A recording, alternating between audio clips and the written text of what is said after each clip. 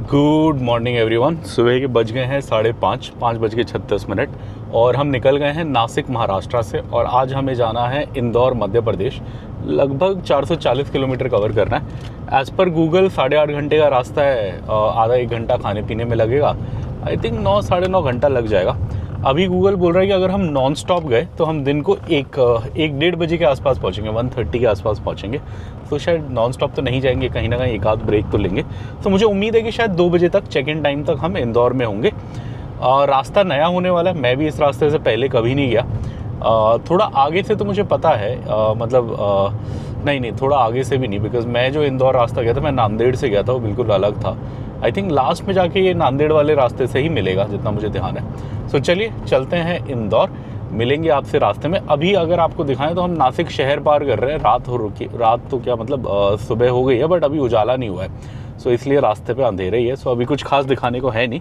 सो थोड़ा आगे चलते हैं, जैसी लाइट आनी शुरू होती है, आई थिंक अब आधे घंटे में लाइट आ जाएगी 6 बजे के आसपास।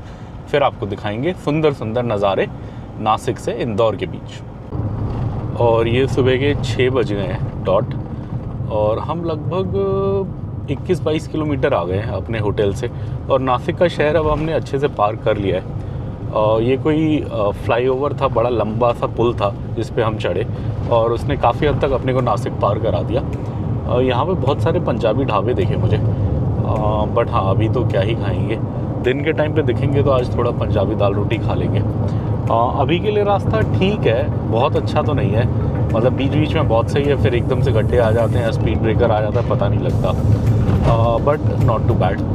चलिए अभी भी 420 किलोमीटर जाना है अपने को इंदौर पहुंचने के लिए। और ये आज का पहला टोल प्लाज़ा आ गया है। हम चल रहे हैं नासिक धुले रोड पे। यह है नेशनल हाईवे 52। इस पे मैं बहुत साल पहले एक बार आया था, एक बार 2018 में आया था। तब हम इधर से दिल्ली वापस जा रहे थे, नासिक से दिल्ली, और हम नॉन स्टॉप गए थे। तब ये मैंने रोड ली थी। उसके बाद इतने सालों में मैं आज ही इस रोड पे आया हूँ। मतलब ऑलमोस्ट लगा लीजिए ये 2025 है, तो 7 साल हो गए मुझे। 7 साल बाद इस रोड पे मैं आया हूँ। तब मुझे यही याद है कि इस रोड पे काफ़ी स्ट्रेचेस बन रहे थे, अब ज़्यादातर सब बन गया है।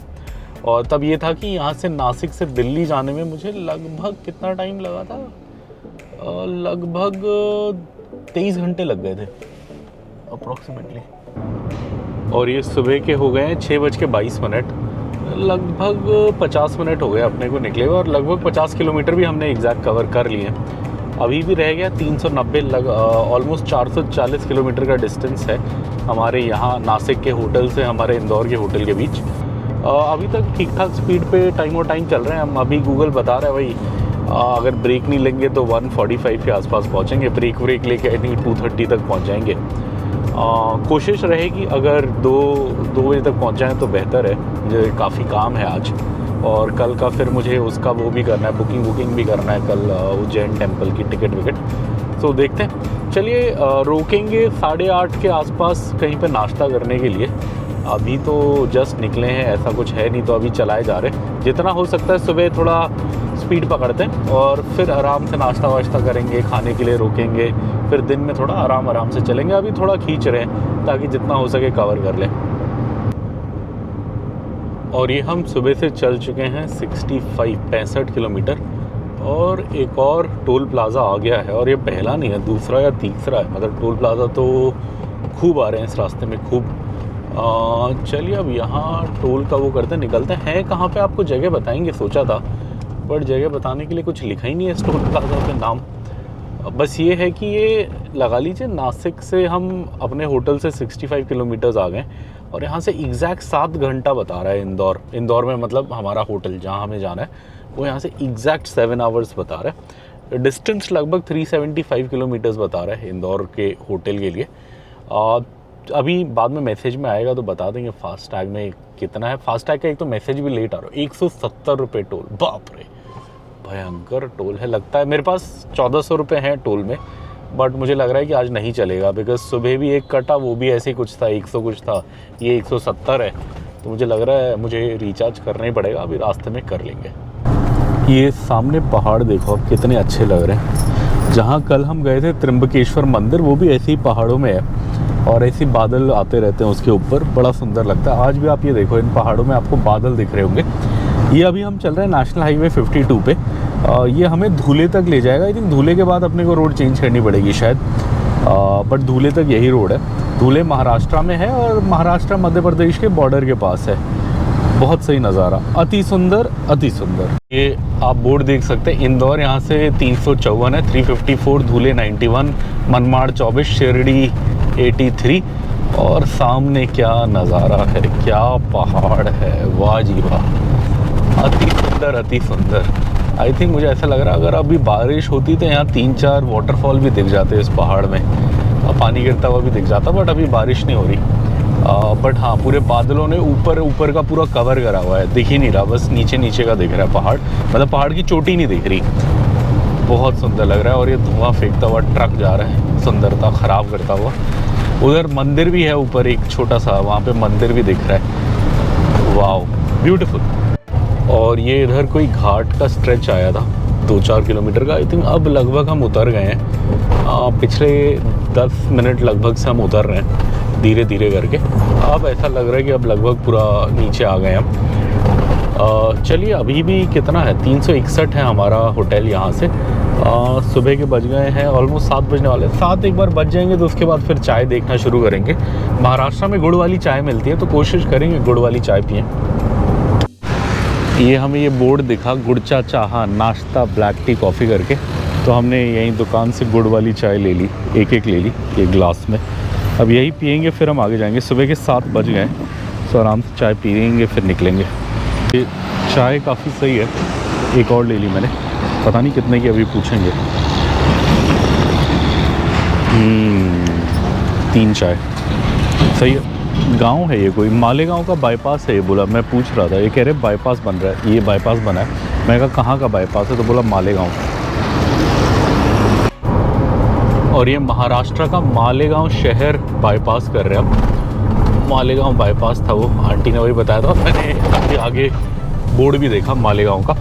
और 10 रुपये की चाय थी, तो 3 चाय के हमने 30 रुपये ही दिए।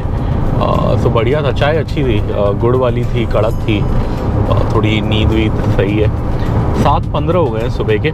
अब रह गया है लगभग 6.5 घंटे की ड्राइविंग रह गई है और 335 किलोमीटर रह गए हैं अपने को इंदौर अपने होटल पहुंचने के लिए। क्रॉस कर रहे हैं मालेगांव महाराष्ट्र।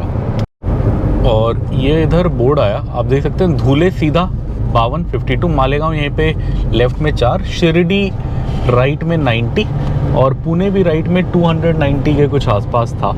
तो ये सारे डिस्टेंसेस हैं। धुले तो हम जाएंगे, जितना मुझे याद है धुले के बाद हम रोड चेंज करेंगे।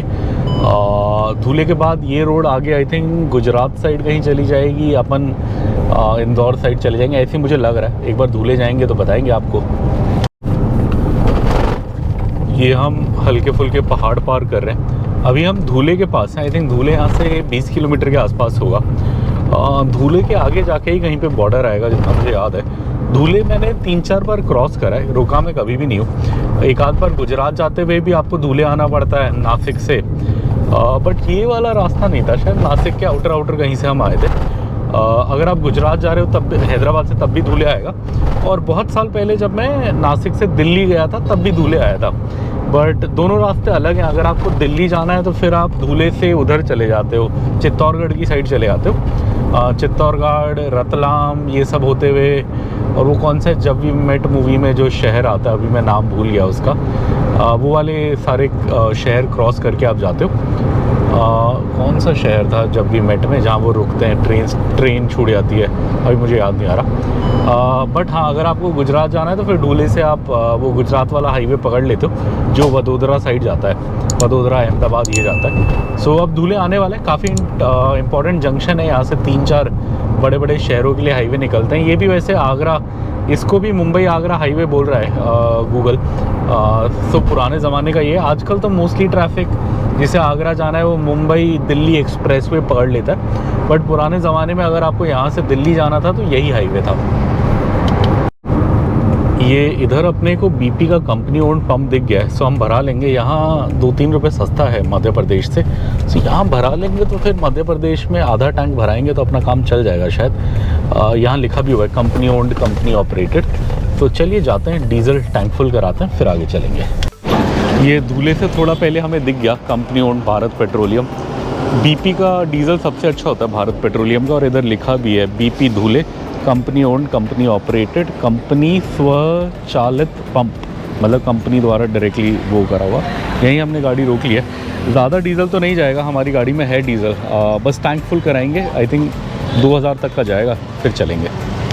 ये हमारी गाड़ी में इतना गया, 1769 का डीजल गया। इधर महाराष्ट्र का रेट है 90.54, तेलंगाना से कम है, तेलंगाना 95-96 के आसपास है, और इनका डेंसिटी भी 826 है। ये मैंने पढ़ा था कि अगर 820 से ऊपर होता है तो डीजल अच्छा होता है, तो जो नॉर्मली कंपनी ओन्ड पंप पे ये सही होता है। और ये देख सकते हो आप, कंपनी ओन्ड पंप पे यहाँ पे सारी सुविधाएं लिखी हुई हैं, हवा है, वॉशरूम है, स्मार्ट फ्लीट का कार्ड है, कैशलेस मतलब कार्ड मशीन है, पार्किंग है, आरओ है, पानी वानी भी भर सकते हो आप, और ईंधन भरने का तो है ही।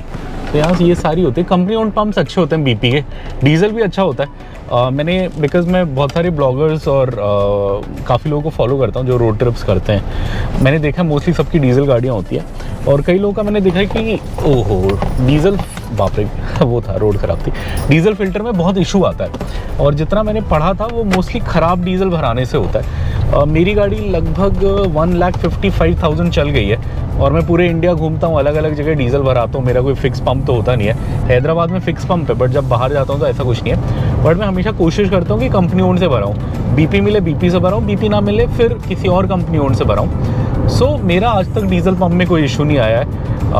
सो मुझे लगता है कि बिकॉज़ मैं कंपनी ओन से भराता हूँ मेरा सही है, इसलिए मेरी आज भी प्रेफरेंस यही रहती है, और मेरा इंजन एकदम स्मूथ है, अभी भी कोई इशू नहीं है। मेरे घर के यहाँ एक सर थे, उनकी भी किया सोनेट डीजल थी, उन्होंने मुझे फ़ोन किया था वीडियोस देख के, वो बता रहे थे कि उनके उसमें काफ़ी नॉकिंग के इश्यूज़ आए थे इंजन में, मतलब वॉइस साउंड आ रहा था नॉकिंग का, और उन्हें सर्विस सेंटर वाले ने बोला था डीजल की वजह से हो रहा है ऐसा।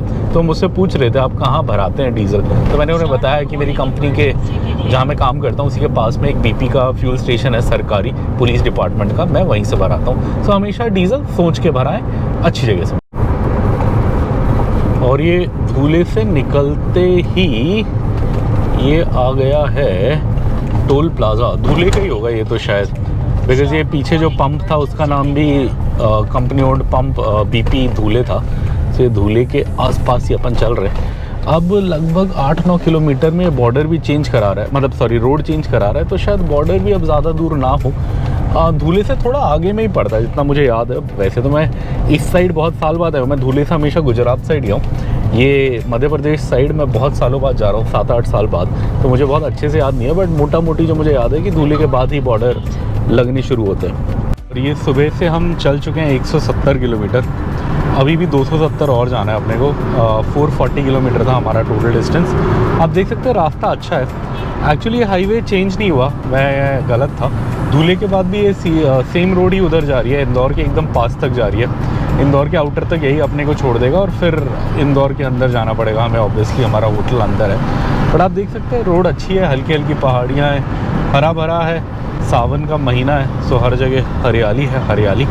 चलिए, और सुबह के बज गए हैं 8:30, ऑलमोस्ट 8:30 हो गए हैं, एग्जैक्टली अभी हुए नहीं है, 8:22 हुए।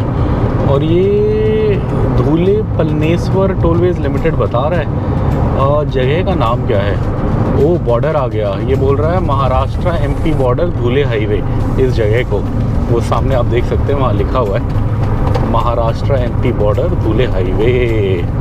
तो मतलब हम बॉर्डर पे आ गए, अब हम मध्य प्रदेश एंटर कर रहे हैं। ये खाली है, इधर ही चलते हैं। चलिए अब एक और स्टेट इस ट्रिप में ख़त्म होता हुआ, महाराष्ट्र का टूर ख़त्म होता हुआ। काफ़ी दिन थे हम महाराष्ट्र में, अब आज जाएंगे हम मध्य प्रदेश, और अगले 3 दिन मध्य प्रदेश रहेंगे। और ये अभी मैं बैठे बैठे कुछ कैलकुलेट कर रहा था तो मुझे ध्यान आया, जब 7 साल पहले मैं यहाँ से दिल्ली गया था तब 23 घंटे का रास्ता था। गूगल भी 23-24 घंटे दिखाता था, लगता भी लगभग उतना ही था। मुझे 23 घंटा लगा था। मैं सुबह 9 बजे चल के अगले दिन सुबह 8-9 बजे दिल्ली पहुँचा था। और अभी मैं कैलकुलेट कर रहा था, जैसे हम नासिक से चले, नासिक से इंदौर लगभग 8-8.5 घंटे का रास्ता है, और मुझे ये पता है कि अब इंदौर से आगे फिर 12 घंटे का रास्ता है। सो लगभग ये रास्ता 20 घंटे का रह गया टोटल अगर सोचा जाए तो। सो पहले से ये रास्ता लगभग 2 से 3 घंटा कम से कम हुआ है। इसका एक कारण ये भी है कि इंदौर से आगे अगर आप जाओगे तो लगभग उज्जैन तक आपको एक नया एक्सप्रेसवे बन रहा है, वो मिल जाता है। एक्सप्रेसवे तो क्या मतलब अच्छी रोड मिल जाती है, और फिर उज्जैन से आगे काफ़ी मतलब उज्जैन से लगभग 70-80 किलोमीटर तक आगे तक एक और काफ़ी अच्छा एक्सप्रेसवे बन रहा है, लगभग बन चुका है, हमने पिछली बार वही लिया था, वो मिल जाता है और वो ले जाके आपको जोड़ देता है उस पर दिल्ली मुंबई एक्सप्रेसवे पे, और फिर दिल्ली मुंबई एक्सप्रेसवे से आप आराम से दिल्ली की साइड जा सकते हो। जब मैं आया था वो पूरा हिस्सा खुला नहीं था, तो बीच में राजस्थान में एक सेक्शन था जहाँ थोड़ा काम चल रहा था, जहाँ आई थिंक जंगल की वजह से या पुल की वजह से बना नहीं था। अभी मैंने कहीं पढ़ा कि शायद वो वाला सेक्शन भी पूरा होने वाला है या हो गया है। सो एक बार वो हो जाएगा तो आई थिंक इंदौर फिर 12 से और कम हो जाएगा। आई थिंक फिर इंदौर 12 की जगह शायद इंदौर से दिल्ली 10 ही घंटा रह जाए। अभी लगभग 12-13 घंटे के आसपास है। सो अगर सोचा जाए तो 13 और 8 लगभग, हाँ आराम से आप मतलब बड़े प्यार से आप 20 घंटे में नासिक से दिल्ली जा सकते हो। अब नॉन स्टॉप भी आई थिंक इतना दिक्कत नहीं होगा। जब मैं गया तब मेरी तो बुरी हालत हो गई थी, मैं बहुत बुरा थक गया था। अगले दिन सुबह इतना थका था कि मुँह से आवाज़ भी नहीं निकल रही थी। टोल वाले ने, मैंने एक टोल वाले को नोट दिया, वो नोट फटा था या पता नहीं क्या था। सो टोल वाला कुछ बोल रहा होगा, तो वाइफ बता रही थी कि मेरे में इतनी जान भी नहीं थी मैं उसे ढंग से बोल पाऊँ कि भाई मुझे भी किसी ने दिया है। मैंने यही बोला मुझे भी किसी ने दिया है, बट मैंने इतनी डेड आवाज़ में बोला कि उसको भी सुनाई नहीं दिया। वाइफ बताती है, वाइफ और बेबी तब पीछे बैठे थे, बेबी छोटा सा था, आई थिंक कितने का था वो, 17 में पैदा हुआ, 1-1.5 साल का था जब हम आए थे। और ये हम सुबह से 200 किलोमीटर पार कर चुके हैं, मतलब 205 किलोमीटर चल चुके हैं। हमें टोटल 440 के आसपास जाना था, लगभग 206 किलोमीटर हो गए। अभी भी 235 किलोमीटर्स के आसपास बचा है। वो सामने बैलगाड़ी जा रही है, एक क्रॉस करा, एक इधर है। ये अभी भी दिख जाती है महाराष्ट्र में काफ़ी जगह, महाराष्ट्र मध्य प्रदेश में भी दिख जाती है बैलगाड़ी काफ़ी। चलिए, और ये हम क्रॉस कर रहे हैं तापी नदी।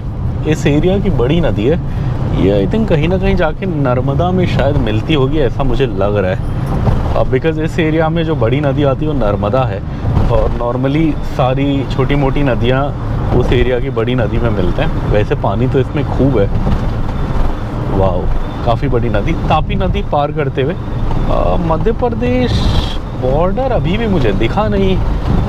वो तो काफ़ी पहले आ गया था, जो टोल प्लाज़ा था उसका नाम तो महाराष्ट्र मध्य प्रदेश बॉर्डर लिखा था, बट बॉर्डर एक्चुअली में मुझे गूगल मैप पे दिखा नहीं है। अभी भी आई थिंक हम महाराष्ट्र में ही है, थोड़ा और आगे जाते हैं फिर आए। ये हम एक और टोल प्लाज़ा आ गए हैं, इसका नाम भी वही लिखा हुआ है, महाराष्ट्र MP बॉर्डर ढूले हाईवे। या तो ये इस हाईवे का नाम ही है, बिकॉज पिछले वाले में यही लिखा था हम बॉर्डर का वेट करते रहे, बॉर्डर आया ही नहीं। इस पर भी यही लिखा है, महाराष्ट्र ढूले हाईवे। चलिए एक और आ गया। ओ, रिचार्ज करना पड़ेगा। ये है शिरपुर। अच्छा, शिरपुर टोल प्लाज़ा है यार, अब नाम दिखा मुझे, यहाँ पे आगे लिखा भी हुआ है 270 रुपये। हाय राम हद से ज़्यादा टोल है, हद से ज़्यादा। चलिए अभी कहीं पे अब नाश्ते के लिए रोकेंगे तो वहाँ थोड़ा पैसा भी डाल लेंगे। 1400 कुछ लेके चले थे, मुझे लग रहा है काफ़ी तो ख़त्म हो गया होगा अभी तक आते आते। ये आप हमारे मीटर पे देख सकते हो, हम 219 किलोमीटर चलाएँ, और यहाँ पे भी आप देख सकते हो अब एग्जैक्टली 219 रह गया। सो हम एग्जैक्ट हाफ वे पे आ गए हैं। 219 किलोमीटर के लिए कह रहा है कि ये 4 घंटा 10 मिनट और लगेगा, और अभी लगभग हमने 3 घंटा गाड़ी चलाई है और हमने 219 किलोमीटर कवर कर लिया। आप देख सकते हैं 3 घंटा 4 मिनट गाड़ी ऑन रही है। गाड़ी हमें निकले हुए लगभग हो होंगे 3 घंटे 20 मिनट, 10-15 मिनट हमने गाड़ी बंद करके चाय वाय भी पिया था। ये बस गाड़ी ऑन का टाइम दिखाता है, तो ये 3 घंटे 4 मिनट गाड़ी ऑन रही है, भागी है, उसमें लगभग 219 कवर हो गए।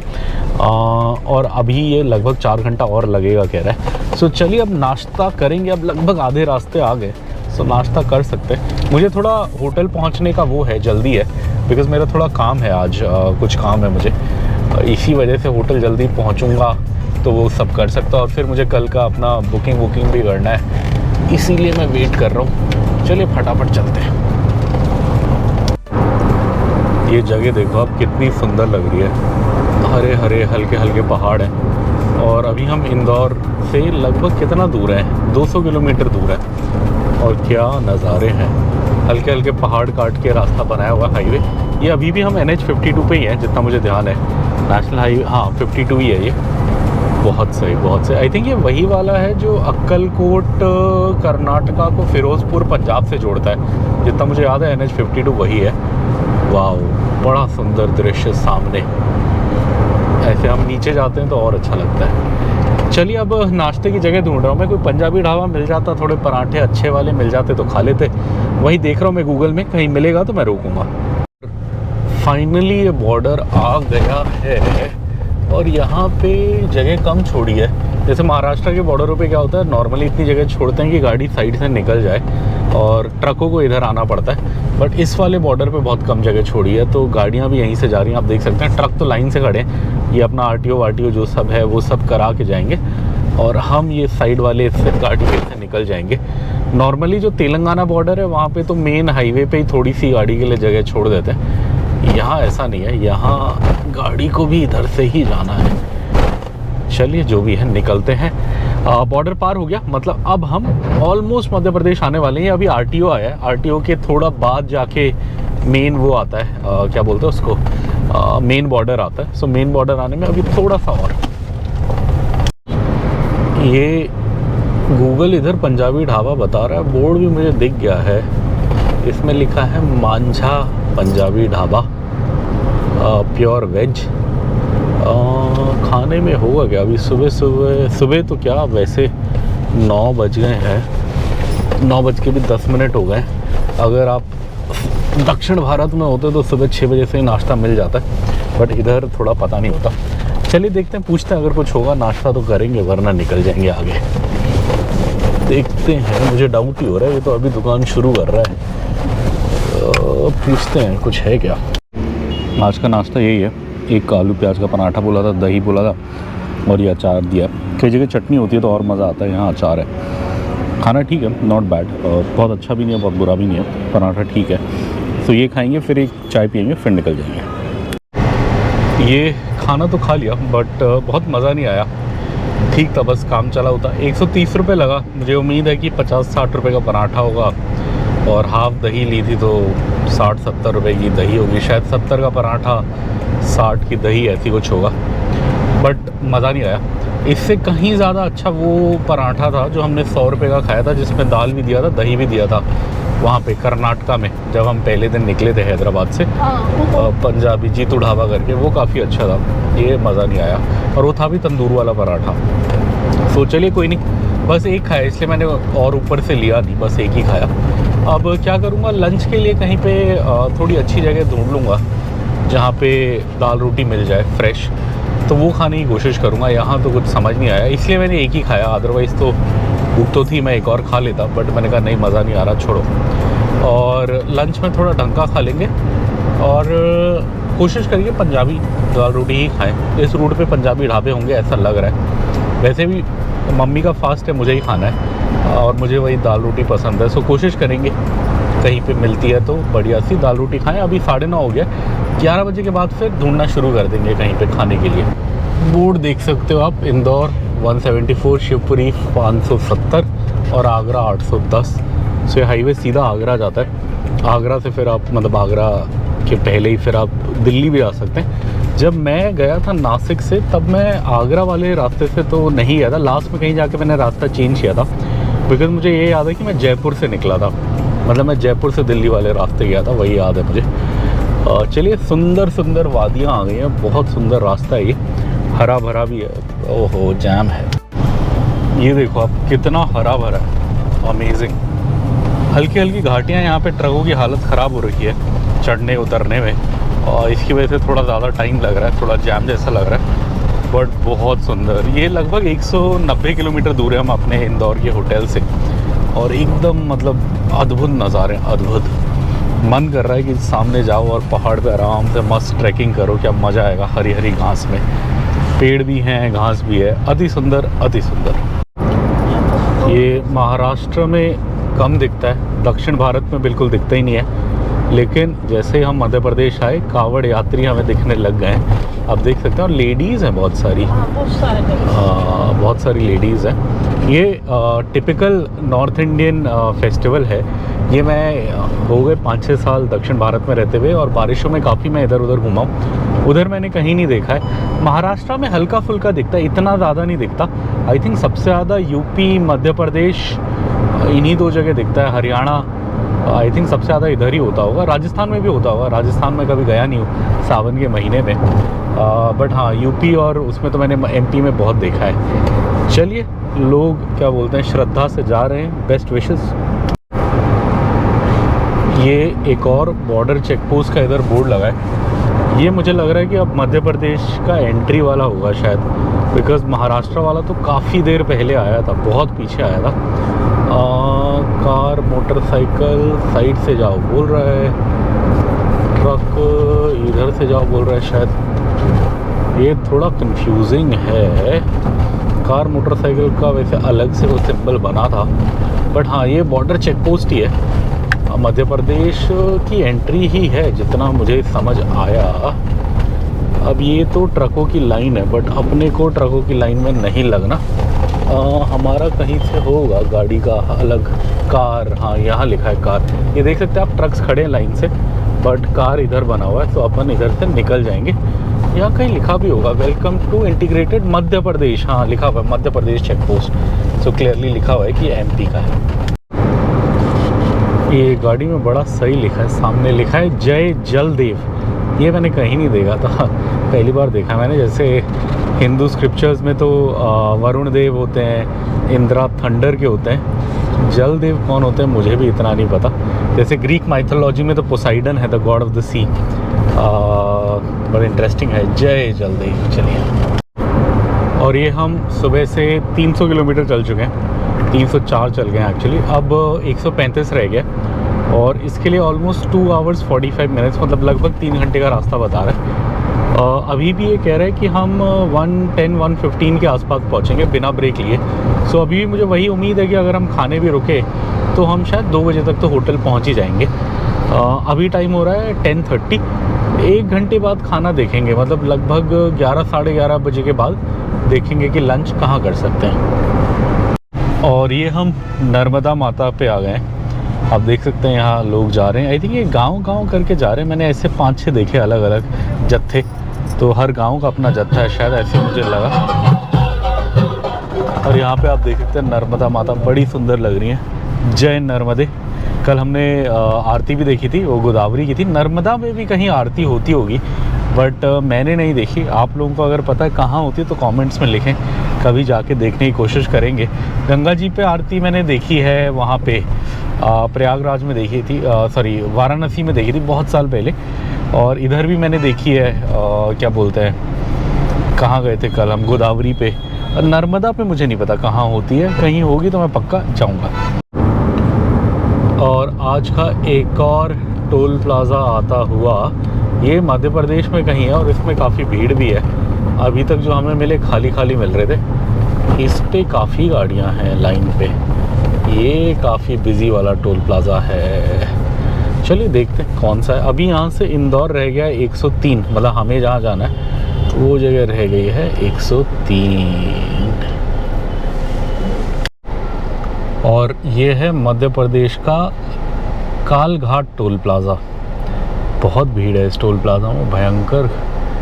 गाड़ियाँ ही गाड़ियाँ, ख़त्म ही नहीं हो रही, ट्रक ही ट्रक हैं।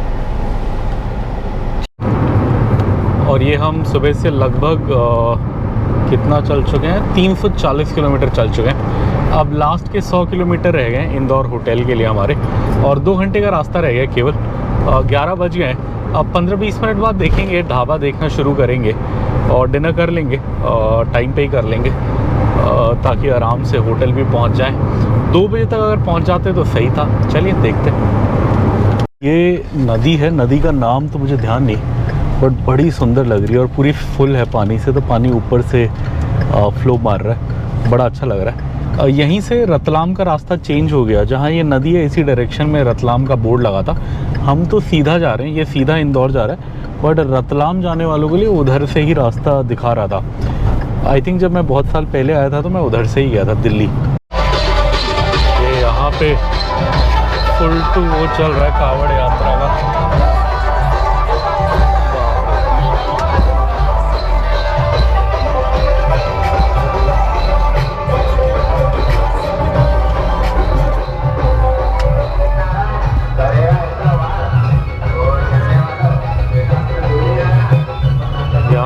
काफ़ी सारे गांव ने एक साथ करा है, 5-6 गांव ने।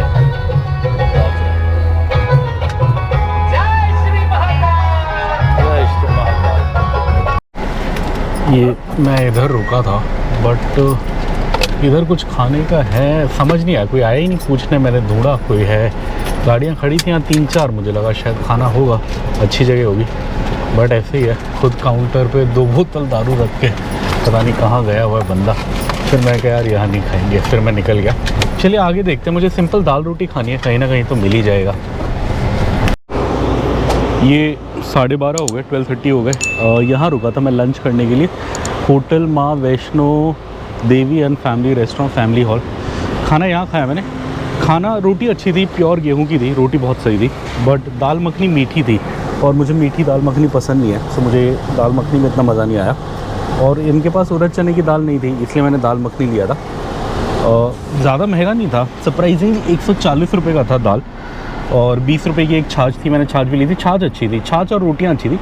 और 4 रोटी लिया था तो 40 रुपये का रोटी हो गया था। बटर नहीं, नॉर्मल तंदूरी रोटी थी, प्योर गेहूं की रोटी थी, रोटी बहुत अच्छी थी।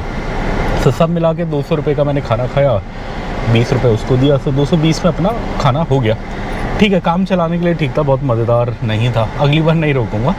बट हाँ, अगर रुकते हुए आ जाएँ तो खा सकते हैं, ऐसा बुरा भी नहीं था। दाल थोड़ी ज़्यादा मीठी थी, मुझे मीठी दाल पसंद नहीं है, स्पेशली दाल मखनी तो बिल्कुल भी नहीं। दाल फ्राई, दाल मखनी दोनों मीठी पसंद नहीं है। चलिए अब चलते हैं। मेरे बेटे का घर से ऑर्डर आया है, उसको बिरयानी खानी है, तो उसके लिए बिरयानी मंगाते हैं, हम आगे चलते हैं।